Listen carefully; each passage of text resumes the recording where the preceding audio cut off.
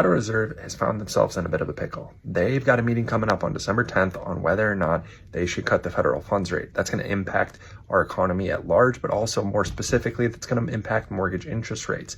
We've already had 2 Federal Reserve rate cuts this year, and there's a chance that we could get a third. The issue, the Federal Reserve really doesn't have any economic data to go off of. Let's take a look at how the most recent government shutdown has impacted the Federal Reserve's ability to make an informed decision. Start here with labor and employment.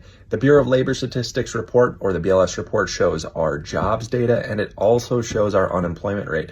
The bad news is that the Federal Reserve is not expected to get that report until December 16th, which is after their December 10th meeting. Even worse, that October report is not even going to include the household survey, which would show you the unemployment report. So really, the Federal Reserve is not going to know either the unemployment rate or the state of jobs in our economy until long after their initial decision. When it comes to inflation, or the cost or the price of household goods, there's 2 main reports that the Federal Reserve looks at. That would be the CPI, or Consumer Production Index, or the PCE, or the Personal Consumption Expenditure Index. Bad news is we're not going to get either of those reports until after the Federal Reserve meeting. The PCE is slated, we don't even know when that's going to be coming out yet, or if we're going to be getting that at all for October or November. And the CPI, that's not coming out till December 18th. So no added guidance there either. So what does this all mean?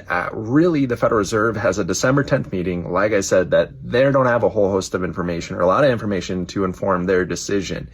What this looks like on the market side of things is we've seen the chance of a Federal Reserve rate cut in December go from 85% likely going to happen all the way down to like 30%, meaning it's really not going to happen at all the way back up to a 94% chance as of this morning.